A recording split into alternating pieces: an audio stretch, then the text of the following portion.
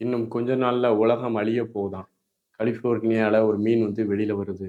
இப்போ மீன்கள் எல்லாம் கரை ஒதுங்குகிறது. ஏதேனும் மாற்றங்கள் வருதா அப்படின்னா, வரலாம். வாய்ப்பு இருக்கிறது.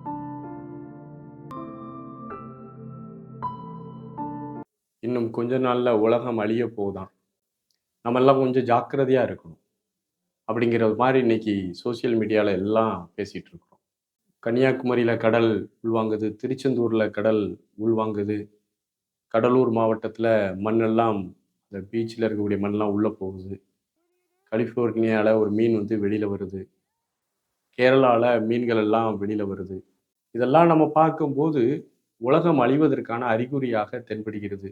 சில மத நூல்கள்ல கூட இத பத்தி குறிப்புகள் இருப்பதாக சொல்றாங்க. இந்த பிரபஞ்சம் பேரறிவும், பேராற்றலும் மிக்க ஒன்றாக எப்போதுமே இருந்து கொண்டிருக்கிறது.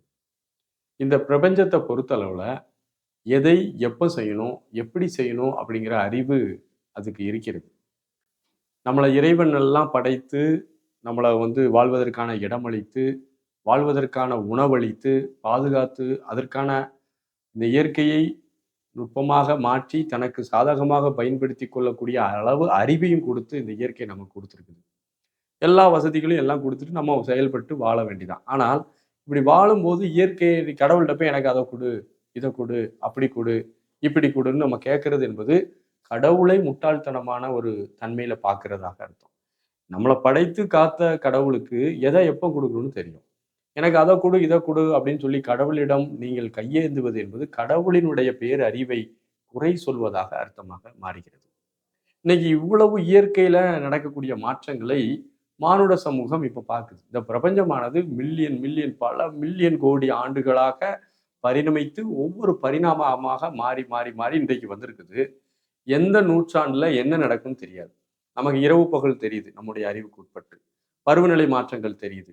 கோள்கள் சுத்துறது தெரியுது. இதெல்லாம் நமக்கு தெரியுது. இதே போல இந்த பிரபஞ்சத்துல ஒட்டு மொத்தமா பல 1000 ஆண்டுகளுக்கு ஒரு முறை ஏற்படக்கூடிய மாற்றங்கள் நமக்கு தெரியறதில்ல. ஏன்னா, நம்ம ஜெனரேஷன் மனிதன் அறிவுபூர்வமாக 10,000 ஆண்டுகள், 10,00,000 ஆண்டுகளுக்குள்ள தான் ஆச்சு. ஆனா ஒரு 20,00,000 ஆண்டுகளுக்கு முன்னாடி பரிணாம வளர்ச்சியின் காரணமாக பருவநிலை மாற்றங்கள் வேறு வேறு விதமா இருந்திருக்கலாம். அது மனிதனால் அறிந்து கொள்ள முடியவில்லை.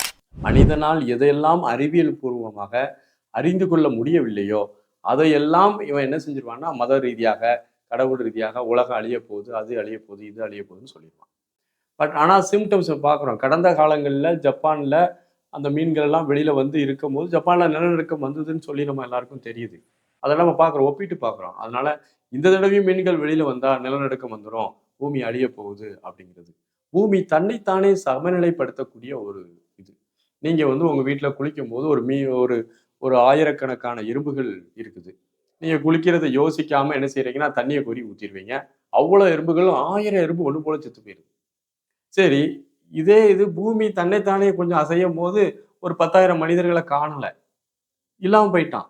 பூமி அத நீங்க வருத்தப்படுறீங்க. ஆனா 10,000 எறும்புகள் சாகுறத குறித்து யாருமே நீங்க யோசிக்கிறதில்ல. அது ஒவ்வொன்னும் தனித்தனி உயிர்கள். அதேபோல இந்த பிரபஞ்சம் உங்கள பத்திலாம் யோசிக்காது. நமக்கெல்லாம் ஒரு 10,000 பேர் செத்துட்டான்னு அப்படிலாம் கிடையாது. நீங்க இந்த இயற்கைய எவ்வளவு கெடுக்க முடியுமோ கெடுக்கிறோம் நம்ம எல்லாரும்.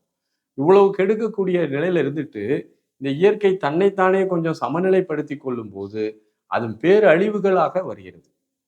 மனிதர்கள் பல எண்ணங்களை இந்த பூமியில விடுறான். பூமிய துளைச்சு ஓட்ட போடுறான். எவ்வளவு போட முடியுமோ போடுறான். நிலத்தடி நீருக்காக போடுறோம். மலைகளை உடைத்து பாதை அமைக்கிறோம். மலைகளை குடைந்து குகை பாதைகள் அமைக்கிறோம்.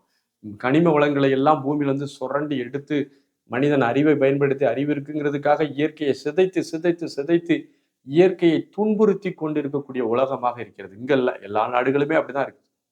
அப்படி இயற்கையை முழுவதும் நாம் அழித்துக் கொண்டு இருக்கும்போது இயற்கை தன்னைத்தானே சமநிலைப்படுத்துவதற்காக ஏதாவது செய்யக்கூடிய நிகழ்வை உடனே அது மத ரீதியா, ஆன்மீக ரீதியா கடவுளுக்கு பிடிக்காது. கடவுள் அன்னைக்கே சொல்லியிருந்தாரு, அந்த நூல்ல சொல்லப்பட்டிருக்கு, இந்த வேதத்துல சொல்லப்பட்டிருக்கு அப்படின்னு உடனே நம்ம ஒரு கதை சொல்ல ஆரம்பிச்சிருக்கோம். இந்த பிரபஞ்சம் ஒரு தொடர் பரிணாம வளர்ச்சியில ஒரு பகுதியாகத்தான் நமக்கு பார்க்கணும். இப்போ ஏற்படக்கூடிய இந்த பருவநிலை மாற்றங்கள் இன்னையில இருந்து ஒரு பல ஆயிரம், பல லட்சம் ஆண்டுகளுக்கு முன்னக்கூட்டி நடந்திருக்கலாம். நமக்கு தெரியல. அதனால இன்னைக்கு தான் புதுசா நடக்குங்கிறது மாரி நம்ம எதுவுமே பேசிக்கிட வேண்டாம். அது தேவையும் இல்ல. இயற்கை இயற்கையை மனிதன் புரிந்து கொள்ள வேண்டும். பஞ்சபூதங்களை புரிந்து கொள்ள வேண்டும். பரமாய சக்தியுள் பஞ்சமா பூதம் தரமாரி தோன்றும் பிறப்பு என்று ஔவையார் சொல்வது போல, இந்த பஞ்சபூதங்கள் எங்கு சரியாக இருக்கிறதோ, பஞ்சபூதங்களை மதிக்கக்கூடிய தன்மை எங்கு இருக்கிறதோ அங்கு ஆபத்து குறைவாக இருக்கிறது. மனிதன் எந்த இடத்துல எதை செய்ய வேண்டும் என்று செய்யக்கூடாது என்ற பேரறிவை வளர்த்து கொள்ள வேண்டும். நல்ல புயல் அடிக்கிற இடத்துல போய் நான் குடிசையை கட்டுறேன். எனக்கு புயல் அடிக்கும் போது குடிசை பறந்துட்டுன்னு சொல்ல முடியாது. மழை பெய்து தண்ணி குளத்தை நோக்கி தான் போகும். எங்கு மழை பெஞ்சாலும் பள்ளத்தை நோக்கி தான் தண்ணி போகும். பள்ளத்துல வீட கட்டிட்டு மழை பெஞ்சதுனால எங்க வீட்டுக்குள்ள தண்ணி வந்துட்டுன்னு சொல்லி போராட்டம் பண்றது, அது எவ்வளவு பெரிய முட்டாள்தனமான ஒன்று. யோசிச்சு பாருங்க. அப்ப இயற்கையை நீங்கள் புரிந்து கொள்ள வேண்டும். ஒரு வீடு கட்டணும்னா பழைய காலத்துல அந்த பஞ்சபூதத்தை அவர்கள் ஆய்வு செய்வார்கள். அந்த நிலத்தினுடைய தன்மை, அங்க இருக்கக்கூடிய காற்று, பல கோணங்களிலும் அதை நுட்பமாக ஆய்ந்து அந்த இடத்துல ஒரு இல்லம் அமைப்பார்கள். இன்னைக்கு அப்படி கிடையாது. பிளாட் கிடைக்கா, சீப்பா கிடைக்குதா, எந்த இடத்துல கிடைக்காது, அதெல்லாம் யோசிக்க கிடையாது. அங்க மழை பெஞ்சா தண்ணி வரும் அப்படிங்கிறது மாதிரி ஆயிடுது. அப்போ இயற்கையை குறித்த பேரறிவும், ஒரு நுணுக்கமான பார்வையும், இயற்கையை போற்றக்கூடிய மனநிலையும் அந்த சமுதாயத்துக்கு வேணும். இப்போ மீன்கள் எல்லாம் கரை ஒதுங்குகிறது, ஏதேனும் மாற்றங்கள் வருதா அப்படின்னா வரலாம், வாய்ப்பு இருக்கிறது. ஏன்னா அந்த கடலுக்குள் ஏற்படக்கூடிய சூழ்நிலை மாற்றங்கள் இந்த மீன்கள் உணரக்கூடிய அறிவை பெற்றிருக்கிறது. சுனாமி வரும்போது பார்த்தீங்கன்னா, மனிதனால் கட்டி போட்டு வளர்க்கப்பட்ட விலங்குகள் மட்டும்தான் இறந்து போகுது. மற்ற எல்லா விலங்குகளும் ஓடிடுச்சு, தெரிஞ்சிருச்சு. சுனாமி வரப்போறத முன்கூட்டியே அறிந்து அந்த விலங்கினங்கள் எல்லாம் தன்னை தற்காத்து கொண்டு பாம்புகள், பூச்சிகள், பறவைகள், உயிரினங்கள், காட்டுல இருக்கக்கூடிய விலங்குகள் எல்லாம் சுனாமிலேருந்து தப்பிச்சு போகுது. மனிதன் கட்டி போட்டு வளர்க்குறான் பார்த்தீங்கன்னா, அந்த விலங்குகள் அந்த அஞ்ஞானத்தை பெற்று விடுகிறது. அதனால இன்டலெக்சுவலா நுட்பமா அந்த பிரபஞ்சத்தை நுணுகி ஆய முடியல. பிரபஞ்சத்தில் இருக்கக்கூடிய கனெக்டை கட் ஆயிடுச்சு. ஆனால் சுயம்புவாக இயற்கையாக இருக்கக்கூடிய அனைத்து உயிர்களும் தப்பித்துக் கொண்டன. மனிதன் தன்னுடைய மனநிலையை மிகவும் இறுக்கி கொண்டே போறான். மனம் ரொம்ப பேதலிச்சு கொண்டிருக்கிறது. மனம் ரொம்ப பண்டல் பண்டலா குப்பைகள் சேர்த்து வச்சிருக்கிறோம். இதை வச்சுட்டு இயற்கையில இருந்து மனிதன் ரொம்ப தூரத்துக்கு வந்துட்டான். இயற்கை தன்னை சமநிலைப்படுத்தும் போது பாதிப்புகள் வரதான் செய்யும். அதை ஏற்றுக்கொண்டுதான் ஆகணும். அதை தடுக்கலாம் முடியுமா? எப்படி எனக்கு புரியல. மிகப்பெரிய காட்டாற்று வெள்ளத்தை ஒரு சின்ன ஒரு பலகையை வச்சு நான் தடுத்து நிப்பாட்டிடுவேன்னு நினைச்சா முடியுமா? அது முடியாது. இயற்கைக்கு முன் அனைவரும் சமம். ஏழை, பணக்காரன், உயர்ந்தவன், தாழ்ந்தவன், ஆண், பெண், உயர்ந்த நாடு, தாழ்ந்த நாடு, அப்படிப்பட்டவன், இப்படிப்பட்டவன், அறிவாளி, முட்டாள், எந்த வேறுபாடும் இயற்கை பார்க்காது. இயற்கை சமமாகத்தான் அனைவரையும் பார்த்து கொண்டிருக்கிறது. இந்த இயற்கைக்கு முன் மனிதர்கள் தோல்விதான் அடைய வேண்டும், தோல்விதான் அடைய முடியும்.